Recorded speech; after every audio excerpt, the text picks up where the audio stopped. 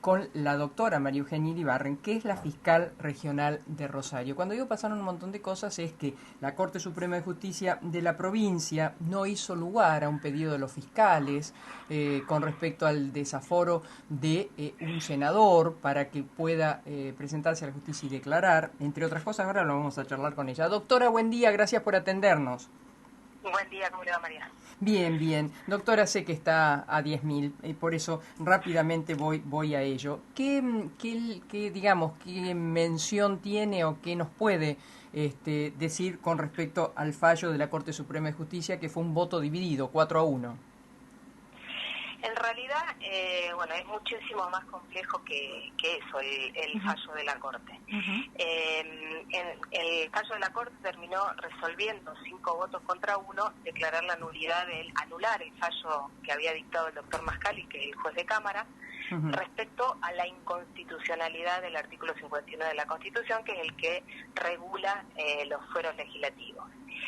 El problema es que para llegar a esa conclusión hubo muchos votos diferentes, ¿no? Entonces lo que hay que analizar realmente es cuál fue el sentido completo del fallo, que es lo que todavía estamos analizando nosotros, porque lamentablemente es un fallo que no da la suficiente claridad en un caso que institucionalmente importa a toda la provincia y importa a todos los ciudadanos de la provincia y que define las instituciones de la provincia.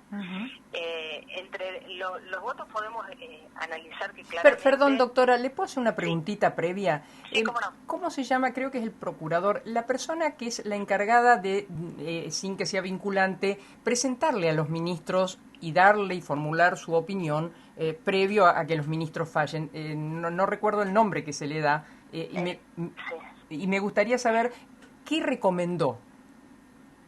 Sí, en ese momento, bueno, el procurador de la Corte claro, lo que hace en nuestro sistema de revisión constitucional hace un análisis sobre la admisibilidad del recurso. En sí, si bien el procurador en su oportunidad hizo un análisis sobre la procedencia del recurso, que concluyó que era procedente, que no era procedente la apelación el recurso del senador.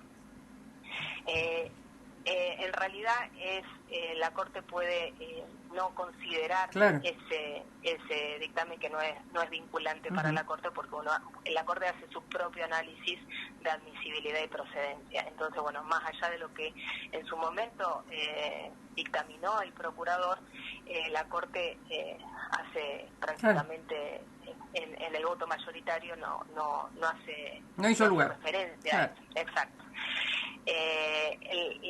Lo que podemos nosotros analizar, porque bueno, también esto de cuál es el voto mayoritario es bastante difícil de establecer, porque como le decía, no es una sentencia que como tribunal colegiado nos dé la suficiente claridad. Hay un ministro que es el doctor Herbeta, que él decide claramente sí sobre la inconstitucionalidad de las dos normas, la norma constitucional y la norma procesal penal, que es la que regula y que pone en palabras el obstáculo de que no se puede imputar a un legislador sin que la Cámara correspondiente disponga el desafuero, que es lo que en la sensación de la gente, eso más que un fuero, que es un privilegio que hace que haya impunidad. El voto del doctor Herbeta dispone que o considera que cualquier obstáculo que importe poder imputar cargos es contrario a la Constitución y a todo el marco constitucional nacional. Por lo tanto, él considera que hay que confirmar el fallo de Mascali que se lo podría imputar. El problema es que después están los dos votos de los ministros de Santa Fe, que es el doctor Gutiérrez y Spuller, que ellos coinciden completamente con el planteo del senador, que no hay nada que modificar, nada inconstitucional en el sistema de fueros legislativos y que correspondía rechazar, anular el fallo. Los otros 3 votos son los que resultan más complejos, que serían lo que forma la mayoría del fondo de la cuestión. Los doctores Falistoco y Netri, que deciden que no hacía falta resolver la inconstitucionalidad del artículo 51 de la Constitución, que se podía llegar a llamar a imputativa sin necesidad de declarar inconstitucional ese artículo de la Constitución, que es como un remedio extremo. Y la doctora Castaldi dice algo más o menos en ese sentido, que tampoco hacía falta declarar la inconstitucionalidad de la norma constitucional, pero dice que a tal punto se podría, no habría obstáculo para imputarlo. De hecho ya se hizo, haciendo referencia a unas audiencias que se tomaron donde se lo citó de imputativa. Por lo tanto... Pero perdón, doctora, ¿no era que el senador se presentó voluntariamente la vez que se presentó? No, hay que diferenciar el trámite que establece el Código Procesal Penal, que la Fiscalía cuestionó en su valor constitucional, que fue a partir de una reforma que se hizo en el 2007, donde retrocede esa reforma en cuanto hasta dónde se podía llegar sin autorización de la Cámara.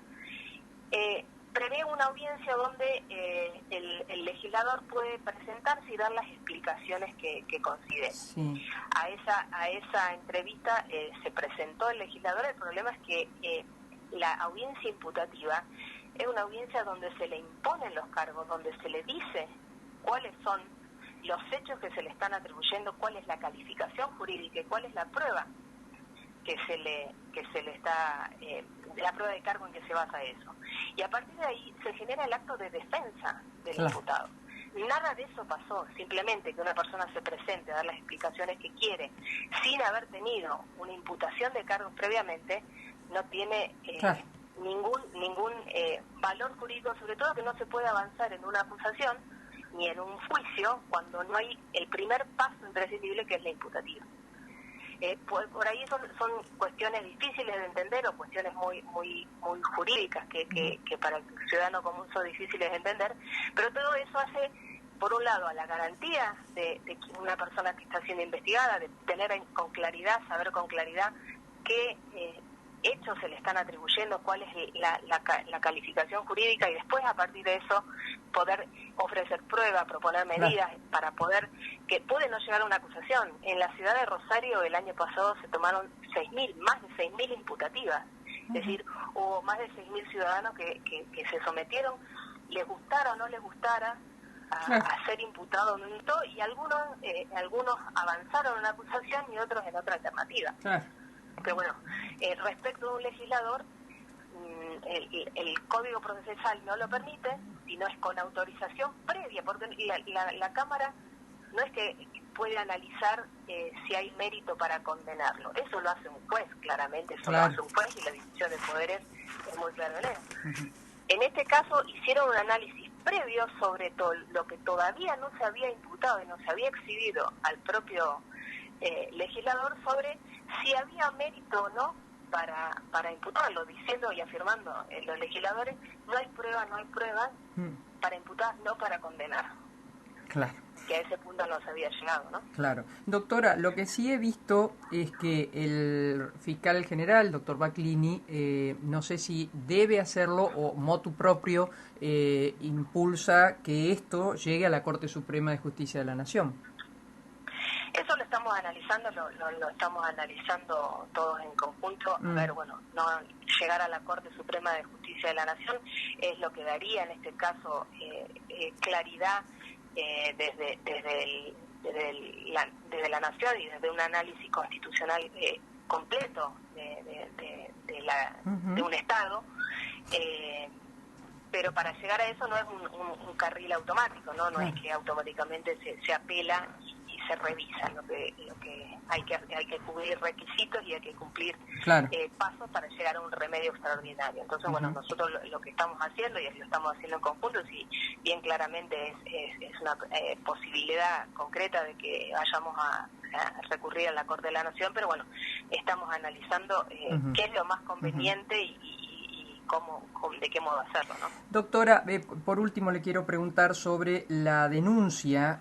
Bueno, algunos colegas más entendidos que yo en la materia dicen que no fue una denuncia, creo que una observación del presidente de la Corte, Rafael Gutiérrez, para con uno de los fiscales, el doctor Matías Eder, y por entender el doctor Gutiérrez que hubieron expresiones fuera del ámbito técnico, creo entender. Sí, lamentablemente yo no conozco el contenido de esa presentación que hizo el doctor, el presidente de la Corte a la Auditora General de Gestión, porque nos enteramos todos, incluso el propio fiscal se enteró por los medios de comunicación que tuvieron acceso a esa noticia, pero nosotros no tuvimos acceso directamente, no tuvimos conocimiento.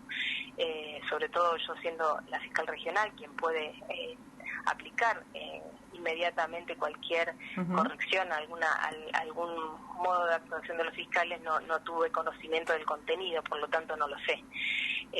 Sí es claro que si la presentación la hizo ante la auditora es porque es una presentación sobre una conducta disciplinaria del fiscal, no por un delito ni nada semejante, sino que es una observación sobre su conducta como fiscal que estaría a su criterio, no sería compatible con o habría estado fuera de las reglamentaciones o de lo que le correspondería hacer. Eso lo va a analizar la auditora, que es lo que la persona que está designada en ese rol, ¿no es cierto?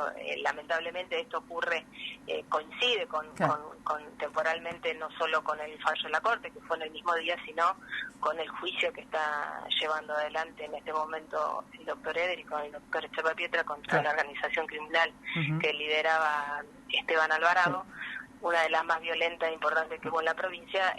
Realmente la oportunidad, cómo eso impacta en el ánimo del fiscal, es una cuestión que es lamentable en la oportunidad, ¿no? Es lamentable en la oportunidad. Doctora, se me termina el programa, pero solo un concepto suyo. ¿Qué hay que esperar del juicio a Esteban Alvarado?